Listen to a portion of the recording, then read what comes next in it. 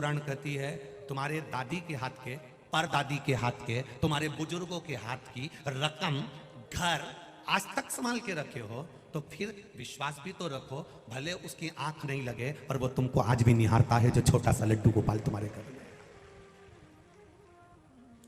नागपुर के पल्लोड़ परिवार, जिनके घर में चोर ने चोरी कर ली, ठाकुर जी के मंदिर में प्रवेश कर गया, चांदी के बर्तन थे, चमकदार लड्डू गोपाल की मूर्ति थी, उसको लगा ये सोने की होगी, चोर ठाकुर जी को भी ले गया, चांदी के बर्तन भी ले गए। पल्लोड़ परिवार सो रहा है नागपुर का, जिनकी कपड़े की दुकान है, सो रहा है। चोर ने मूर्ति को पत्थर से दोच कर देखा होगा कि सोने की कैसी है, तो मुख उनका दुच गया, मूर्ति का मुख दुच गया। उसने मूर्ति वहीं पटक दी, चांदी की रकम सामान लेकर बर्तन लेकर चला गया। इनको आवाज आई, बाहर निकले तो भगवान खड़े थे, भगवान को लिया।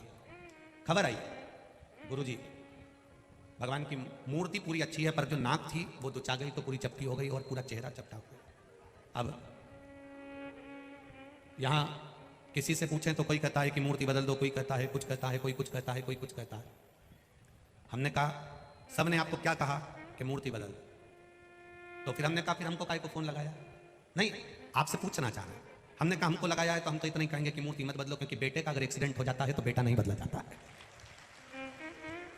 बेटे का हाथ टूट गया तो बेटा नहीं बदल देंगे, पांव टूट गया तो पांव नहीं बदल देंगे, अर्थात बेटे को नहीं बदला जाएगा। अगर पांव टूटा है तो पांव की हड्डी बदल दी जाए, हाथ टूटा है तो हाथ की हड्डी बदल दी जाए। अगर फेस पर पत्थर मारा है, नाक की जरूरत नहीं है, बाजार में आंखें मिलती है वो लगा दीजिए, कंकु से थोड़ा सा भगवान का होठ बना दीजिए, थोड़ी नासिका, मेरे गिरिराज बाबा का तो रोज श्रृंगार होता है, ऐसा श्रृंगार अपने ठाकुर का करना प्रारंभ करो। मेरा घर का बेटा नहीं बदलाता, केवल उसके शरीर का अंग जरूर बदल सकते हैं। भगवान अगर तुम्हारे घर में थोड़े से भी अगर कुछ हुए हैं तो थोड़ा बहुत तो तुम संजो सकते हो, ये मेरा लाडला है, ये मेरा ठाकुर है, संजो।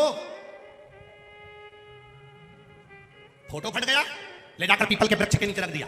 दीपावली पे जिस लक्ष्मी जी की पूजन करी उसको ले जाकर पीपल के वृक्ष के नीचे रख दिया। 15 दिन, 20 दिन, 25 दिन, 1 महीना, 2 महीना, 4 महीना, एक बड़े बड़े शहरों में पेड़ों के नीचे फोटो, मूर्ति, मिट्टी की मूर्ति ढेर पड़ी मिलती है।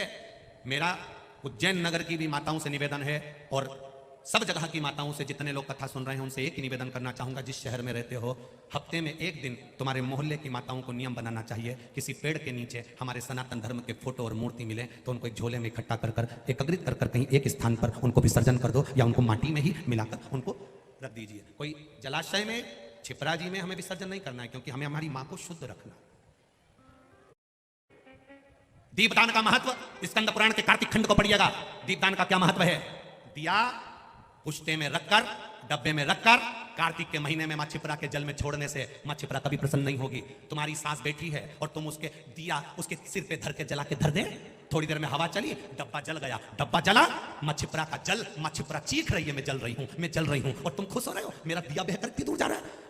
दीपदान का महत्व स्कंद पुराण कहती है कि दीपदान घाट पर करा जाता है, पानी के अंदर नहीं। गंगा, यमुना, सरयू, छिपरा, इनको शुद्ध रखिए, इनको भी तकलीफ होती है, इनको भी कष्ट होता है। तुम एक तरफ तो कहते हो छिपरा माँ है, चुनरी चढ़ा रहे हो, यमुना माँ है, चुनरी चढ़ा रहे हो, गंगा माँ है, चुनरी चढ़ा रहे हो, और ऊपर से उसी माँ में दिया छोड़कर दिए में आग लगती है, वो पुछता, वो दोना जलता है, तो माँ को भी तो आंच लगती है। एक तरफ तुम माँ कह रहे हो, दूसरी तरफ से आग लगा रहे हो, कहाँ की रीति है तुम्हारी? और बाद में कहते हो सियोर वाला महाराज बहुत आड़ी टेढ़ी बोलता है, ये कहाँ की रीति है तुम्हारी? इसको प्रियता नहीं कह सकते, इसको हमारी आनंदता नहीं कह सकते। बस यही बदलाव हमारे जीवन में आए।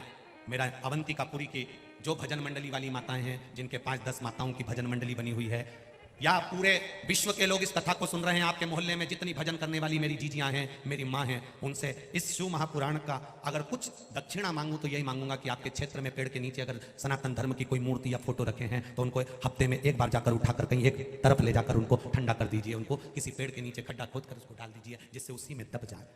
पर हमारे देवताओं का अपमान ना हो, उनका सम्मान हो। प्रत्येक स्थान पर भगवत भजन करने वाली माताएं, मेरा विश्वास कहता है वो जरूर करेंगी, जरूर। कहीं मेरा विश्वास झूठा नहीं जा सकता, मेरा विश्वास पक्का कहता है कि वो यहाँ से सीख कर जाएंगी। अगर पेड़ के नीचे कोई मूर्ति या फोटो किसी ने रख दिया है, मिट्टी की मूर्ति है, लक्ष्मी जी पूछ कर रख देते हैं, देवी गणगौर पूजी पटक के आ गए, रख कर आ गए, इनको नहीं, इनको उठाकर हमें एक और ले जाकर रखना, हंसी ना हुए। ये 4 जगह ऐसी है जहां पर यदि आपका अपमान हो जाए तो समझ लेना कि भगवान की कृपा हुई।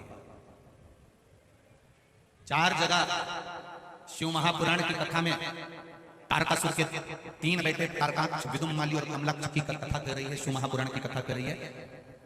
शिव महापुराण की कथा जो वेदव्यास जी ने वर्णन करी है, 4 स्थान ऐसे हैं जहां पर यदि आपका अपमान हो जाए तो समझ लेना कि भगवान ने तुम पर कृपा करी।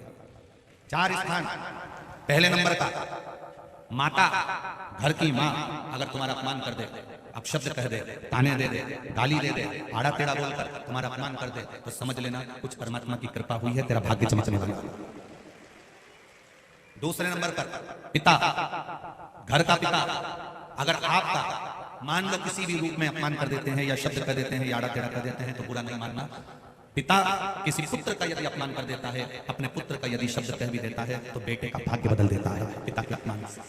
तीसरा शिक्षक, गुरु, जिस गुरु की दृष्टि में कपट ना हो, छल ना हो, बेईमानी ना हो, वो गुरु अगर अपमान भी कर देता है, तुमको शब्द अपशब्द कह भी देता है, तो वो तुम्हारी किस्मत को बदल देता है। स्वयं गुरु द्रोणाचार्य का चरित्र पढ़ना, जिस गुरु ने कितना कितना कहा और बेटे वो शिष्य उसका जीवन पलट गया। चौथे नंबर का शिव महापुराण की कथा में गए हो, शंकर की चौखट पर गए हो, मंदिर में गए हो, देवालय में गए हो, तुम बहुत ऊंचे पद पर क्यों ना हो और वहां पर भी अगर कोई तुम्हें धक्का मार दे या शब्द कह दे या कुछ तुम्हारा अपमान कर दे तो समझ लेना परमात्मा ने तेरे को अच्छा चुनकर उन्नति की ओर बढ़ाया। शिव महापुराण में 4 स्थान बताए हैं जहां पर यदि आपका अपमान हो जाए, आपको शब्द कह दिया जाए, ताने दे दिए जाए, आड़ा टेढ़ा भी कह दिया जाए, तो समझ लेना कि कुछ हमारा पुण्य उदय हुआ होगा। इसलिए परमात्मा ने ये लीला रची है। सम्मान दुनिया देती है। सम्मान कौन देता है? जम के बोलो जरा। दुनिया देती है। घर के लोग सम्मान देंगे, परिवार वाले सम्मान देंगे, रिश्तेदार सम्मान देंगे, कुटुंब वाले सम्मान देंगे, समाज वाले सम्मान देंगे। अच्छा काम करोगे तो दुनिया के लोग सम्मान देंगे। सम्मान दुनिया के लोग देते हैं और अपमान मेरा महादेव देता है खुद। क्यों देता है? प्रसंग तुम्हारे भीतर भी एक प्रश्न जागृत होना चाहिए कि महादेव अपमान क्यों देता है, उसका कारण क्या है? क्या कारण?